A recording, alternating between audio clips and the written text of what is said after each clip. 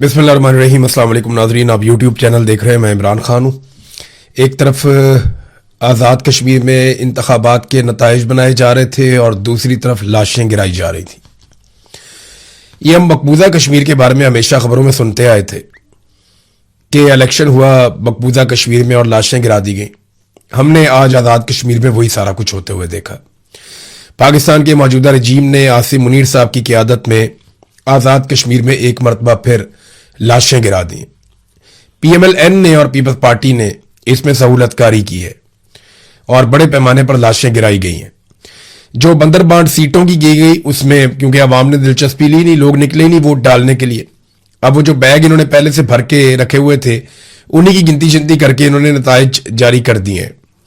जो voting turn out था वो तो जो लोग वहां कवरेज कर दे सारा दिन, उन्होंने कहा 10% भी हमें नहीं लगता। लेकिन अगर हम बहुत भी बढ़ा के बयान करें तो हम 15% कह सकते हैं। इससे ज्यादा लोगों ने निकल के पोलिंग स्टेशन तक आने की जहमत ही नहीं की। तो अवामी सतह पे तो मुकम्मल तौर पे एक बाइकआउट नजर आया जो आजाद कश्मीर में इलेक्शन हुआ। लोगों ने उसमें दिलचस्पी नहीं ली। मिलिट्री एस्टेब्लिशमेंट का तैयार करदा इलेक्शन था और उन्होंने इसको 3 मराहिल में करने का फैसला किया। लोगों ने जरा भी दिलचस्पी नहीं दिखाई। नताइज के लिए जो सहाफी जा रहे थे RO के दफातर में या वो चाह रहे थे कि नताइज उनके सामने बने, उन सहाफियों को जाने से रोक दिया गया और रुकावटें डाली गई। फिर उसके बाद अपनी मर्जी के नताइज बनाए गए। अब तक की इतला के मुताबिक नून लीग और पीपल्स पार्टी में सीटें बांटी गई हैं। कुछ 8 के करीब सीटें कह रहे हैं कि नून लीग को दे दी हैं, 7 या 8 अभी तक, और कुछ 4-5 पीपल्स पार्टी को दे दी हैं। एक आधी की जो है वो भी रह जाए, उसका भी आ जाएगा नतीजा तो पता चल जाएगा। बहरहाल ये इन्होंने आपस में बंदर बांट कर ली है। इसके बाद दूसरे मरले का इलेक्शन करवाएंगे। लेकिन जब यहां पे इलेक्शन हो रहा था तो वो जो एहतजाज करने वाले लोग मीरपुर से निकले काफिले लेकर वो रावला कोट पहुंच गए और दरेक चौक से जब वो आगे की तरफ बढ़े और चनार चौक के नजदीक पहुंचे तो उमर नजीर कश्मीरी साहब ने जो स्टेटमेंट जारी किया उसके मुताबिक वहां पे खौफनाक खून रेजी हुई है।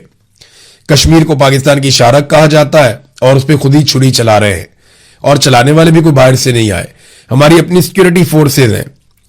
उमर नजीर कश्मीरी ने जो सबसे पहले इंफॉर्मेशन दी, उन्होंने बताया कि जी चनार चौक के नजदीक इमारतों पर असलहा फिट किया गया था और हैवी मशीन गन्स फिट करने के बाद अवाम पे गोली चलाई गई।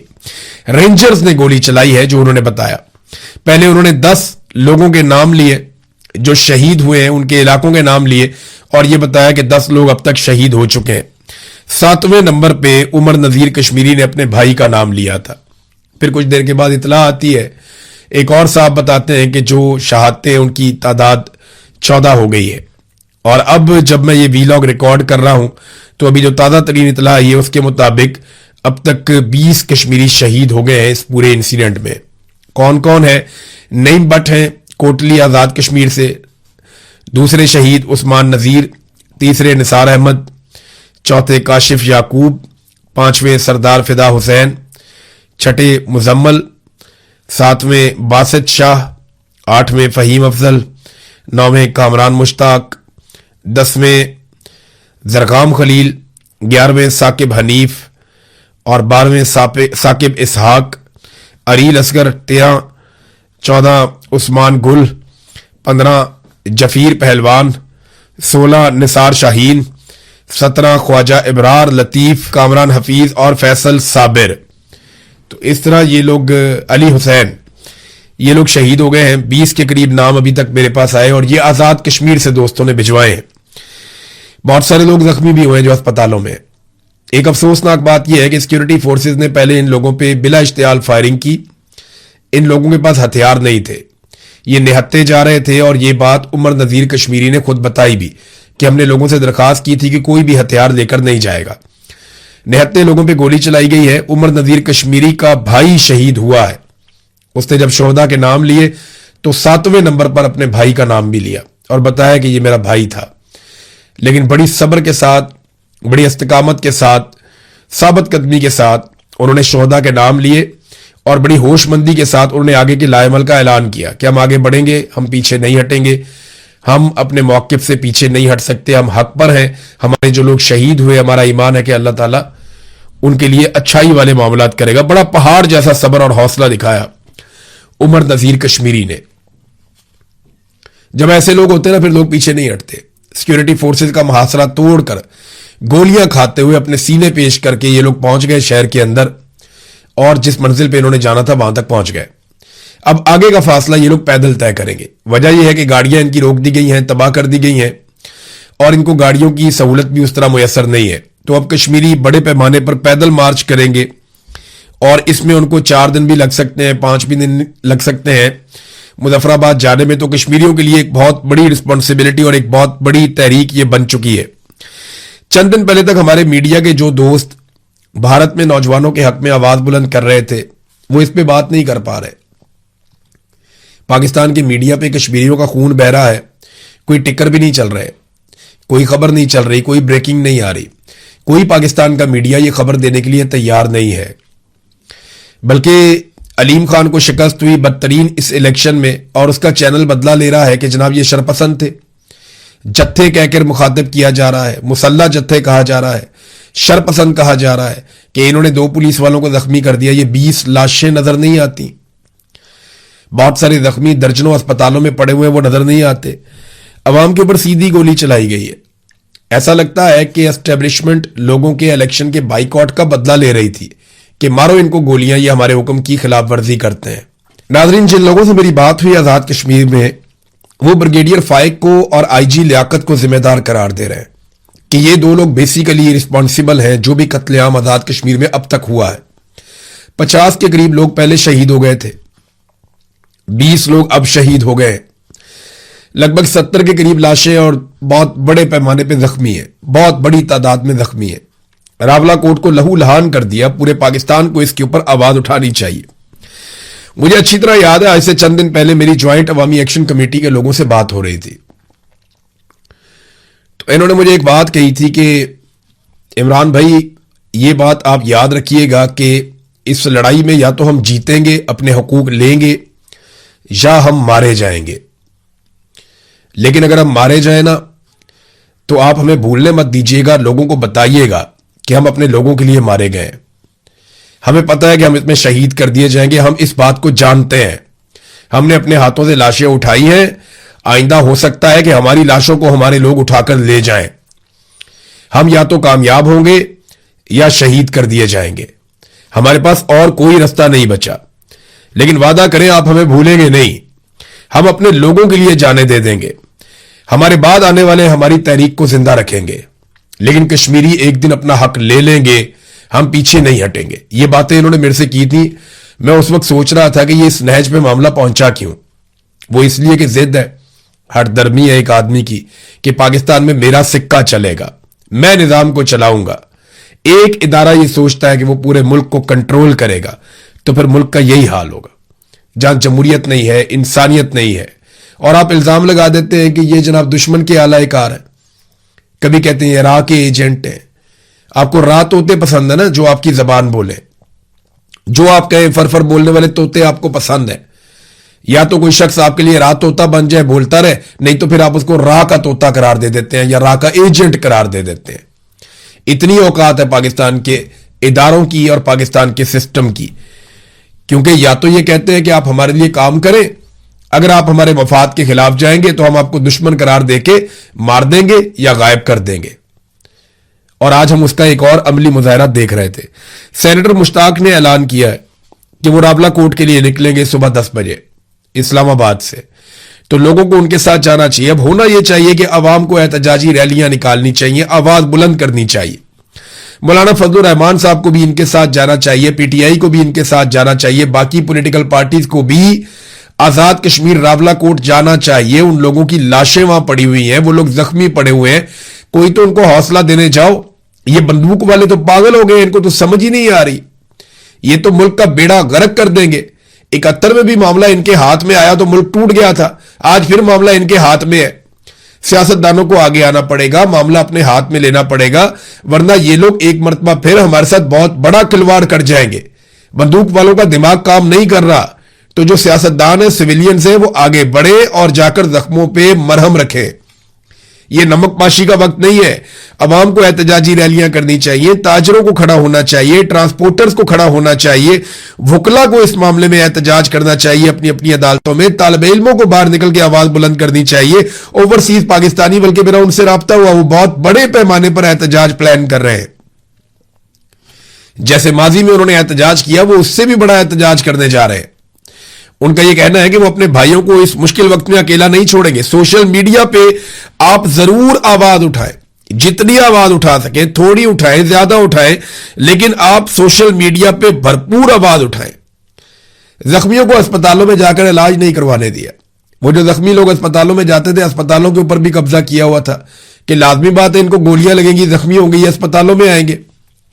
اب جو لوگ اسپتالوں میں جاتے ہیں تو وہاں یہ ہوتا ہے کہ سب سے پہلے تو لاشیں قبضہ کر لی جاتی ہیں, لاشیں واپس نہیں دی جاتی, تاکہ لاشیں ملیں گی تو رولا پڑ جائے گا, پتہ چلے گا کون کون شہید ہو گیا, اور وہ لاشیں دنیا کے سامنے بھی آئیں گی. لہذا سب سے پہلے لاشوں پہ قبضہ کر لیا جاتا ہے. یہ ہمارا یہاں پہ پسندیدہ کام ہے قتل عام کے بعد.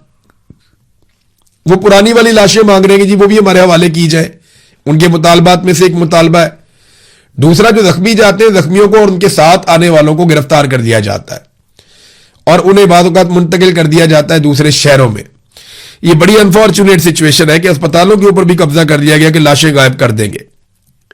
راولا کوٹ میں بربریت پہ کوئی خبر نہیں چلائی میڈیا نے. یہ انتہائی افسوسناک چیز ہے. مریم نواز نے سیلیبریشن شو کر دی. آزاد کشمیر کے الیکشن کو جناب ہم نے جیت لیا, آتش بازی لگا دی, سیلیبریشن لگا دی, اپنی خوشیاں منا لی مریم نواز نے. اس عورت کو بالکل احساس نہیں ہے کہ پاکستانیوں کے دل پہ کیا گزر رہی ہوتی ہے. جس دن ارشد شریف کو شہید کیا گیا اس دن یہ کیک کاٹ رہی تھی.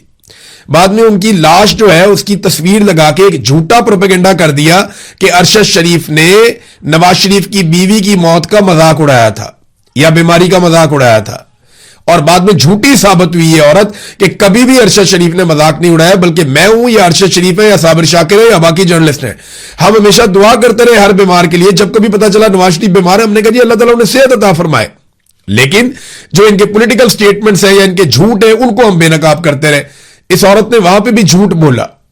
جھوٹ ان کی گھٹی میں پڑا ہوا ہے, ان کے گھر سے ان کو تحفے میں جھوٹ ملتا. ہر وہ موقع جس میں پاکستانی دکھی ہوتے ہیں, تکلیف میں ہوتے ہیں, درد میں ہوتے ہیں, یہ اس موقع پر کیک کاٹتے ہیں, سیلیبریشن کرتے ہیں, آتش بازی کرتے ہیں. ایک مرتبہ پھر اس عورت نے جب راولا کوٹ میں لاشیں پڑی ہوئی تھی, خون بہ رہا تھا, لہو لہان تھا کشمیر, اس وقت کشمیر کے اندر فتح کے جھنڈے گاڑ کے آتش بازی کی فوٹیج لگائی ہے. ان کی خوشیاں الگ, ان کے غم الگ. پاکستانیوں کی خوشیاں الگ, پاکستانیوں کے غم الگ. ان کا پاکستان سے یا پاکستانیوں سے کوئی تعلق دکھائی نہیں دیتا. پورے پاکستان میں لوگوں کو آواز اٹھانا چاہیے, صحافیوں کو بھی آواز اٹھانی چاہیے. آپ یہ سوچتے ہیں کہ آپ کے چھوٹے چھوٹے بچے آپ آواز اٹھائیں گے تو پرابلم ہو جائے گی. یہ جو لوگ شہید ہوئے ان کے بھی چھوٹے چھوٹے بچے ہیں. میں کہتا تھا نا کہ باری باری سب کی باری. آج میرے کشمیری بھائیوں کی باری ہے. میں آپ کو لکھ کر دیتا ہوں, کل آپ کی بھی باری آئے گی. یہ پنجاب کے ایک ایک شہر میں گھسیں گے اور ایک ایک جگہ پہ تباہی پھیریں گے. وہ DW نیوز نے جو ڈاکومنٹری چھاپی ہے نا, اس کے انٹرویو صرف آپ نکال کے سنیں اور پڑھیں, آپ کے رونگٹے کھڑے ہو جائیں گے کہ کس طریقے سے پاکستان کے پورے نظام پہ پاکستان کی ملٹری اسٹیبلشمنٹ نے کنٹرول کر دیا ہے. مجھے جو اس کا مین مدعا ہے اس سے مجھے اختلاف ہے کہ پاکستان کا جو ایٹمی پروگرام ہے وہ بہت خطرے میں ہے. مجھے لگتا ہے کہ وہ غیر ضروری ہے اور یہ پرانا پروپیگنڈا ہے. لیکن پاکستان کی ملٹری اسٹیبلشمنٹ نے پاکستان کی پوری اکانومی کو کنٹرول میں لے لیا ہے, یہ بات بالکل ٹھیک ہے. وہ پاکستان کے سب سے بڑے بزنس کرنے والے لوگ ہیں.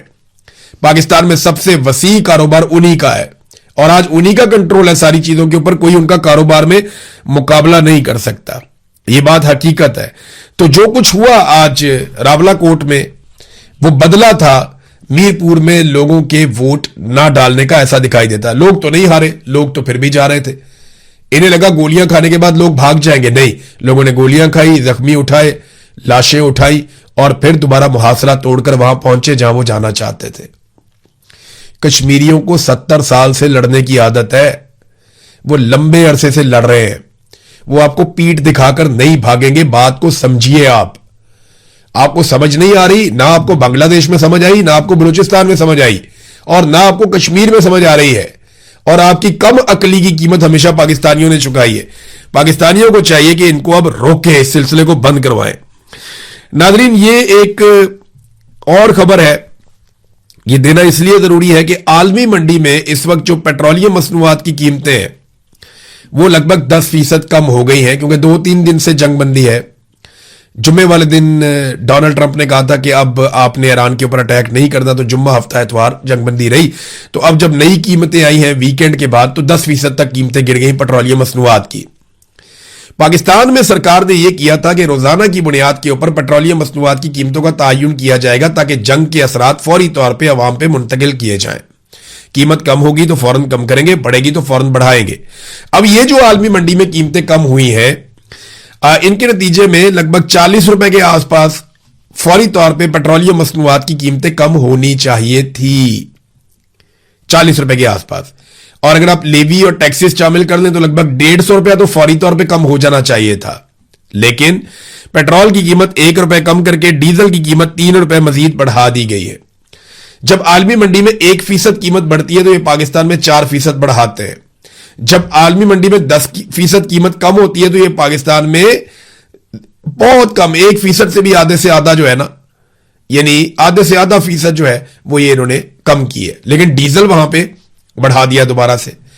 तो ये किसी किस्म का रिलीफ अवाम को मुंतकिल करने पर तैयार नहीं है। इस वक्त जो अवाम की जेबों पे डाका डाल रहे हैं, ये पैसा इकट्ठा करेंगे और थोड़े अरसे के बाद एक रिलीफ देके अवाम को कहेंगे देखिए जी हमने कीमतें कम कर दी।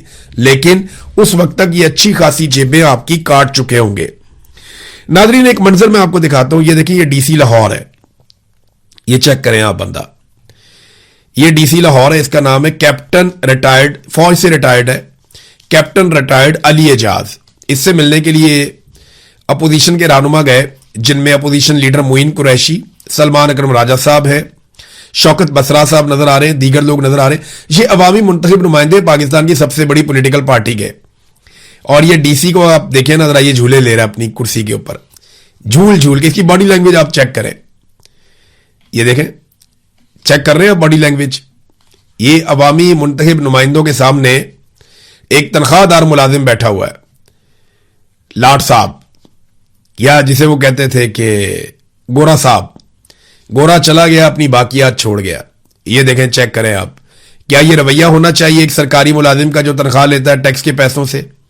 और सामने वो लोग बैठे हैं जिन्हें अवाम ने मुंतखब किया कि आपने हुक्मरानी करनी है और इन सबको आप कंट्रोल करेंगे।